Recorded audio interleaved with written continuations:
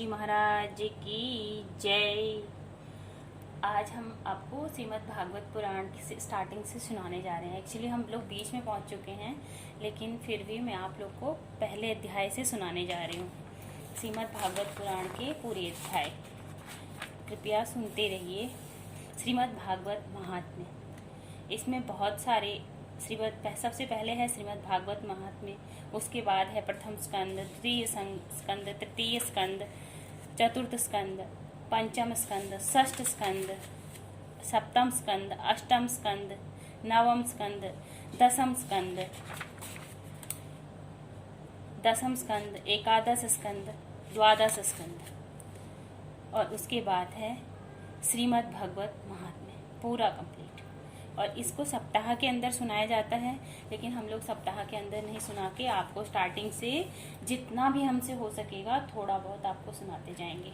बोलो गणेश जी महाराज की जय। शारदा मैया कंठ विराजो। बालाजी महाराज की जय। श्री कृष्णम शरणम मम, निरखी किन नयना हो निहाल, अति अद्भुत आनंद अम्बुद सी, सोहत सो सुख माँ सुबिसा, नीरद तनु दामिनी सिदम कत छिन छिन छवि कन झरत रसाल, अंग अंग मणिगण दुति राजत, झिल मिलात जनूड़ गन जाल, नाचत मन मयूर अति उन मद, निरखी इंद्र धनुषी बनमाल, पुनि पुनि अति आनंद उर उमगत, सुनि सुनि बंसी नाद रसाल, मुख मयंक पे मुकुट मनोहर, लसत कंज जनु कनक मराल, मधुर मधुर मुस्कान मनोहर, मारत मन हुमार सर जाल, श्याम सुधा नित बरसत परसत, कंपत कुटिल कलिकाल, सो सुठी सुधा पान कर रुचि सो, भजहु निसंक न किमी नंदलाल। ओम नमो भगवते वासुदेवाय। श्रीमद् भागवत महात्म्य पहला अध्याय। देव ऋषि नारद जी की भक्ति से भेंट। सच्चिदानंद स्वरूप भगवान श्री कृष्ण को हम नमस्कार करते हैं, जो जगत की उत्पत्ति, स्थिति और विनाश के हेतु तथा आध्यात्मिक, आधिदैविक और आधि भौतिक तीनों प्रकार के तापों का नाश करने वाले हैं। जिस समय श्री सुखदेव जी का यज्ञोपवीत संस्कार भी नहीं हुआ था तथा लौकिक वैदिक कर्मों के अनुष्ठान का अवसर भी नहीं आया था, तभी उन्हें अकेले ही संन्यास लेने के लिए घर से जाते देखकर उनके पिता व्यास जी विरह से कातर होकर पुकारने लगे, बेटा बेटा तुम कहाँ जा रहे हो। उस समय वृक्षों ने तन्मय होने के कारण श्री सुखदेव जी की ओर से उत्तर दिया था, ऐसे सर्वभूत हृदय स्वरूप श्री सुखदेव मुनि को मैं नमस्कार करता हूँ। एक बार भगवत कथा अमृत का रसास्वादन करने में कुशल मुनिवर शौनक जी ने नैमिषारण्य क्षेत्र में विराजमान महामती सूत जी को नमस्कार करके उनसे पूछा। शौनक जी बोले, सूत जी, आपका ज्ञान अज्ञान अंधकार को नष्ट करने के लिए करोड़ों सूर्यों के समान है। आप हमारे कानों के लिए रसायन अमृत स्वरूप सार गर्भित कथा कहिए। भक्ति, ज्ञान और वैराग्य से प्राप्त होने वाले महान विवेक की वृद्धि किस प्रकार होती है तथा वैष्णव लोग किस तरह इस माया मोह से अपना पीछा छुड़ाते हैं। इस घोर कलिकाल में जीव प्रायः आसुरी स्वभाव के हो गए हैं, किंतु क्लेशों से आक्रांत इन जीवों को शुद्ध दैवी शक्ति संपन्न बनाने का सर्वश्रेष्ठ उपाय क्या है। सूत जी, आप हमें कोई ऐसा शाश्वत साधन बताइए जो सबसे अधिक कल्याणकारी तथा पवित्र करने वालों में भी पवित्र हो तथा जो भगवान श्री कृष्ण की प्राप्ति करा दे। चिंतामणि केवल लौकिक सुख दे सकती है, कल्प वृक्ष अधिक से अधिक स्वर्गीय संपत्ति दे सकता है, परंतु गुरुदेव प्रसन्न होकर भगवान का योग्य दुर्लभ नित्य वैकुंठ धाम दे देते हैं। सूत जी ने कहा, सौनक जी, तुम्हारे हृदय में भगवान का प्रेम है, इसलिए मैं विचार कर तुम्हें संपूर्ण सिद्धांतों का निष्कर्ष सुनाता हूँ, जो जन्म मृत्यु के भय का नाश कर देता है, जो भक्ति के प्रवाह को बढ़ाता है और भगवान श्री कृष्ण की प्रसन्नता का प्रधान कारण है। मैं तुम्हें वह साधन बतलाता हूँ, उसे सावधान होकर सुनो। श्री सुखदेव जी ने कलयुग में जीवों के काल रूपी सर्प के मुख का ग्रास होने के त्रास का आत्यंतिक नाश करने के लिए श्रीमद् भागवत शास्त्र का प्रवचन किया है। मन की बुद्धि के लिए इससे बढ़कर कोई साधन नहीं है। जब मनुष्य के जन्म जन्मांतर का पुण्य उदय होता है, तभी उसे इस भागवत शास्त्र की प्राप्ति होती है। जब सुखदेव जी राजा परीक्षित को यह कथा सुनाने के लिए सभा में विराजमान हुए, तब देवता लोग उनके पास अमृत का कलश लेकर आए। देवता अपना काम बनाने में बड़े ही कुशल होते हैं, अतः यहाँ भी सबने सुखदेव मुनि को नमस्कार करके कहा, आप यह अमृत लेकर बदले में हमें कथामृत का दान दीजिए। इस प्रकार परस्पर विनिमय अदला बदली हो जाने पर राजा परीक्षित अमृत का पान करें और हम सब श्रीमद् भागवत अमृत का पान करेंगे। इस संसार में कहाँ कांच और कहाँ महामूल्य मणि तथा कहाँ सुधा और कहाँ कथा। श्री सुखदेव जी ने यह सोचकर उस समय देवताओं की हंसी उड़ा दी। उन्हें भक्ति शून्य कथा का अनधिकारी जानकर कथा अमृत का दान नहीं किया। इस प्रकार यह श्रीमद् भागवत की कथा देवताओं को भी दुर्लभ है। पूर्व काल में श्रीमद् भागवत के श्रवण से ही राजा परीक्षित की मुक्ति देखकर ब्रह्मा जी को भी बड़ा आश्चर्य हुआ था। उन्होंने सत्यलोक में तराजू बांधकर सब साधनों को तौला। अन्य सभी साधन तौल में हल्के पड़ गए। अपने महत्व के कारण भागवत ही सबसे भारी रहा। यह देखकर सभी ऋषियों को बड़ा विस्मय हुआ। उन्होंने कलयुग में इस भगवत शास्त्र को ही पढ़ने सुनने से तत्काल मोक्ष देने वाला निश्चय किया। सप्ताह विधि के श्रवण करने पर यह निश्चय भक्ति प्रदान करता है। पूर्व काल में इसे दयापरायण सनकादि ने देवऋषि नारद को सुनाया था। यद्यपि देवऋषि ने पहले ब्रह्मा जी के मुख से इसे श्रवण कर लिया था, तथापि सप्ताह श्रवण की विधि तो उन्हें सनकादि ने ही बताई थी। सौनक जी ने पूछा, सांसारिक प्रपंच से मुक्त एवं विचरणशील नारद जी का सनकादि के साथ संयोग कहाँ हुआ और विधि विधान के श्रवण में उनकी प्रीति कैसे हुई? श्री सूत जी ने कहा, अब मैं तुम्हें वह भक्तिपूर्ण कथानक सुनाता हूँ जो श्री सुखदेव जी ने मुझे अपना अनन्य शिष्य जानकर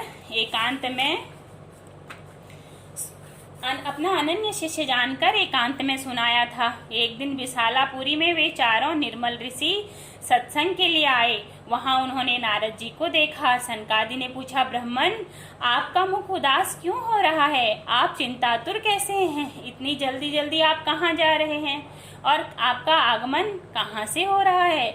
इस समय तो आप उस पुरुष के समान व्याकुल जान पड़ते हैं जिसका सारा धन लुट गया हो। आप जैसे आसक्ति रहित पुरुषों के लिए यह उचित नहीं है। इसका कारण बतलाइए। श्री नारद जी ने कहा, मैं सर्वोत्तम लोग समझकर पृथ्वी में आया था। यहाँ पुष्कर, प्रयाग, काशी, गोदावरी जिसे आजकल नासिक कहते हैं, हरिद्वार, कुरुक्षेत्र, श्रीरंग और जो गोदावरी जो नासिक में है, हरिद्वार, कुरुक्षेत्र, श्रीरंग और सेतुबंध आदि कई तीर्थों में मैं इधर उधर विचरता रहा, किंतु मुझे कहीं भी मन को संतोष देने वाली शांति नहीं मिली।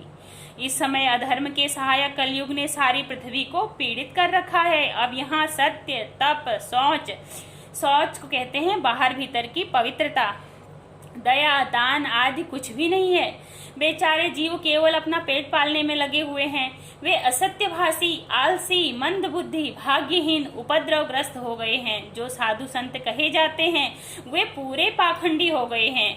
देखने में तो वे विरक्त हैं, किंतु स्त्री, धन आदि सभी का परिग्रह करते हैं। घरों में स्त्रियों का राज्य है। साले सलाहकार बने हुए हैं। लोभ से लोग कन्या विक्रय करते हैं और स्त्री पुरुषों में कलह मचा रहता है। महात्माओं के आश्रम, तीर्थ और नदियों पर यवनों, विधर्मियों का अधिकार हो गया है। उन दुष्टों ने बहुत से देवालय भी नष्ट कर दिए हैं। इस समय यहाँ न कोई योगी है, न सिद्ध है, न ज्ञानी है और न सत्कर्म करने वाला ही है। सारे साधन इस समय कलि रूप दावा नल से जलकर भस्म हो गए हैं। इस कलयुग में सभी देशवासी बाजारों में अन्न बेचने लगे हैं। ब्राह्मण लोग पैसा लेकर वेद पढ़ाते हैं। स्त्रियां वैश्यावृत्ति से निर्वाह करने लगी हैं। इस तरह कलयुग के दोष देखता और पृथ्वी पर विचरता हुआ मैं यमुना जी के तट पर पहुंचा, जहां भगवान श्री कृष्ण की अनेकों लीलाएं हो चुकी हैं। मुनिवरों सुनिए, वहां मैंने एक बड़ा आश्चर्य देखा। वहां एक युवती स्त्री खिन्न मन से बैठी थी। उसके पास जो दो वृद्ध पुरुष अचेत अवस्था में पड़े जोर जोर से सांस ले रहे थे। वह तरुणी उनकी सेवा करती हुई कभी उन्हें चेत कराने का प्रयत्न करती और कभी उनके आगे रोने लगती थी। वह अपने शरीर के रक्षक परमात्मा को दसों दिशाओं में देख रही थी। उसके चारों ओर सैकड़ों स्त्रियां उसे पंखा झल रही थी और बार बार समझाती जाती थी। दूर से यह सब चरित्र देखकर मैं कुतूहल बस उसके पास चला गया। मुझे देखकर वह युवती खड़ी हो गई और बड़ी व्याकुल होकर कहने लगी। युवती ने कहा, अजी महात्मा जी, क्षण भर ठहर जाइए और मेरी चिंता को भी नष्ट कर दीजिए। आपका दर्शन तो संसार के सभी पापों को सर्वथा नष्ट कर देने वाला है। वास्तव में साधु का दर्शन सारे पापों को नष्ट कर देता है। आपके वचनों से मेरी दुख की भी बहुत कुछ शांति हो जाएगी। मनुष्य का जब बड़ा भाग्य होता है तभी आपके दर्शन हुआ करते हैं। नारद जी कहते हैं, तब मैंने उस स्त्री से पूछा, देवी तुम कौन हो? ये दोनों पुरुष तुम्हारे क्या होते हैं और तुम्हारे पास ये कमल नयनी देवियां कौन हैं? तुम हमें विस्तार से अपने दुख का कारण बताओ। युवती ने कहा, मेरा नाम भक्ति है और ये ज्ञान और वैराग्य नामक मेरे दो पुत्र हैं। समय के फेर से ही ये ऐसे जर्जर हो गए हैं। ये देवियां गंगा जी आदि नदियां हैं। ये सब मेरी सेवा करने के लिए ही आई हैं। इस प्रकार साक्षात देवियों के द्वारा सेवित होने पर भी मुझे सुख शांति नहीं है। तपोधन, अब ध्यान देकर मेरा वृत्तांत सुनिए। मेरी कथा वैसे तो प्रसिद्ध है, फिर भी उसे सुनकर आप मुझे शांति प्रदान करें। मैं द्रविड़ देश में उत्पन्न हुई, कर्नाटक में बढ़ी, कहीं कहीं महाराष्ट्र में सम्मानित हुई, किंतु गुजरात में मुझको बुढ़ापे ने आ घेरा। वहाँ घोर कलयुग के प्रभाव से पाखंडियों ने मुझे अंग भंग कर दिया। चिरकाल तक यह अवस्था रहने के कारण मैं अपने पुत्रों के साथ दुर्बल और निस्तेज हो गई। अब जब से मैं वृंदावन आई तब से पुनः परम सुंदरी रूपवती नवयुवती हो गई हूँ, किंतु सामने पड़े हुए ये दोनों मेरे पुत्र थके मादे दुखी हो रहे हैं। अब मैं यह स्थान छोड़कर अन्यत्र जाना चाहती हूँ। ये दोनों बूढ़े हो गए हैं, इसी दुख से मैं दुखी हूँ। मैं तरुणी क्यों और ये दोनों मेरे पुत्र बूढ़े क्यों? हम तीनों साथ रहने वाले हैं, फिर यह विपरीतता कैसे? होना तो यह चाहिए कि माता बूढ़ी और पुत्र तरुण। इसी से मैं आश्चर्यचकित चित्त से अपनी इस अवस्था पर शोक करती रहती हूँ। आप परम बुद्धिमान एवं योग निधि हैं, इसका क्या कारण हो सकता है, बताइए। नारद जी ने कहा, साध्वी, मैं अपने हृदय में ज्ञान दृष्टि से तुम्हारे संपूर्ण दुख का कारण देखता हूँ। तुम्हें विषाद नहीं करना चाहिए।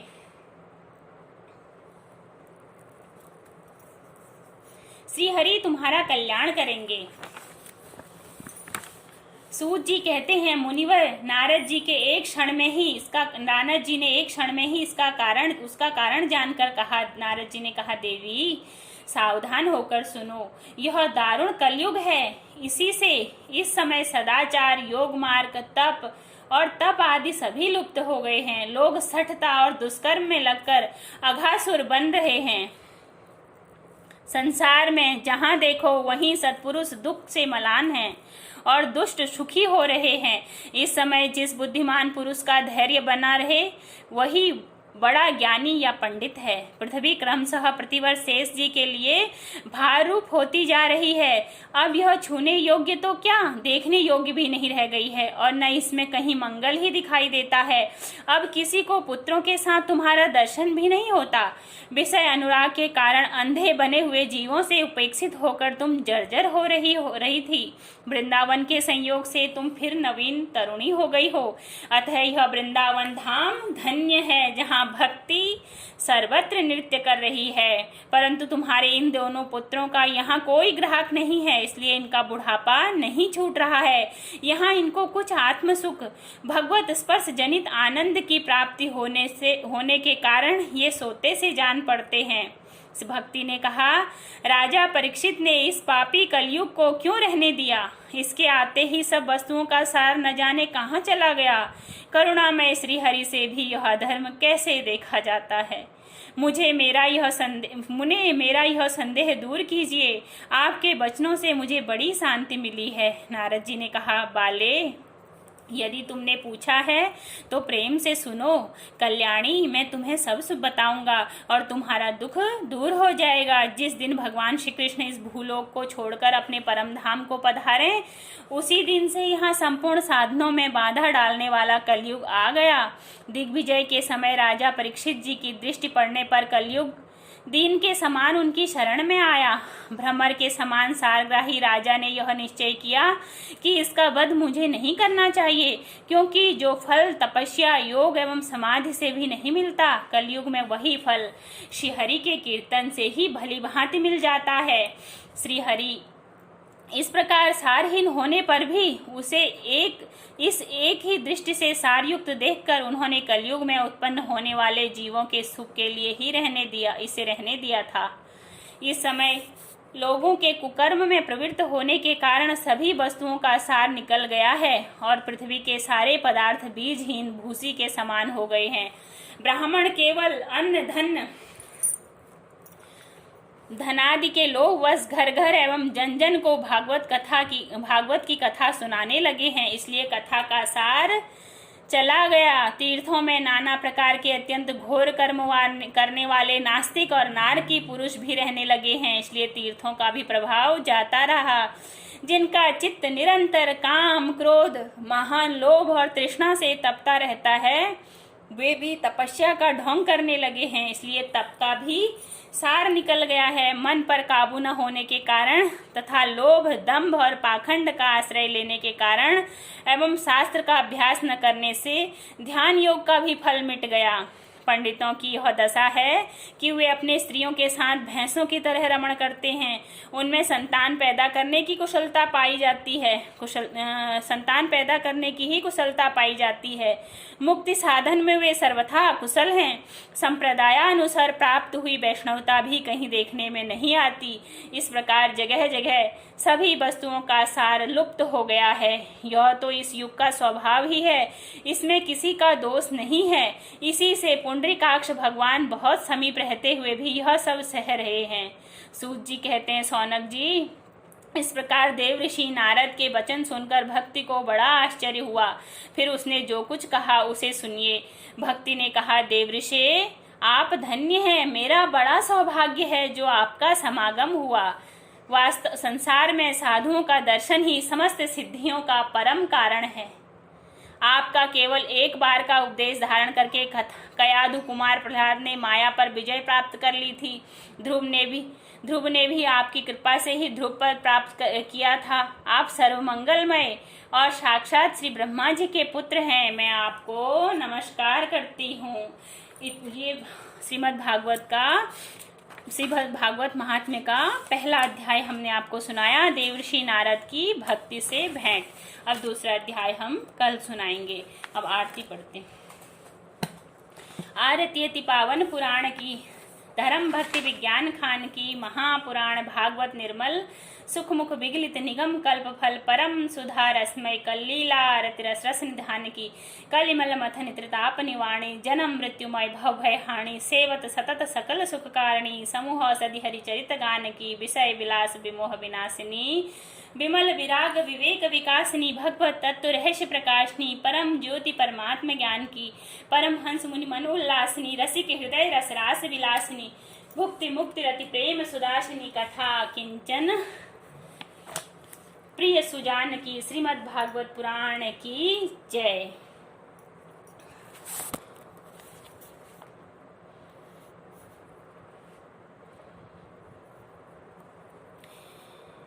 सखीरी मैंने कृष्ण ले लिया मोल, कोई कहे सस्ता कोई कहे महंगा, कोई कहे सस्ता कोई कहे महंगा। सखीरी मेरे कृष्ण है अनमोल, सखीरी मैंने कृष्ण ले लिया मोल, सखीरी मेरे कृष्ण हैं बेतोल। कोई कहे हल्का कोई कहे भारी, कोई कहे हल्का कोई कहे भारी, सखीरी मेरे कृष्ण हैं बेतोल, सखीरी मैंने कृष्ण ले लिया मोल। कोई कहे छलिया कोई कहे ग्वाला, कोई कहे छलिया कोई कहे ग्वाला, सखीरी मेरे कृष्ण हैं नंद किशोर, सखीरी मैंने कृष्ण ले लिया मोल, सखीरी मैंने कृष्ण ले लिया मोल। ओम नमो भगवते वासुदेवाय। बोलो राधा रानी सरकार की जय।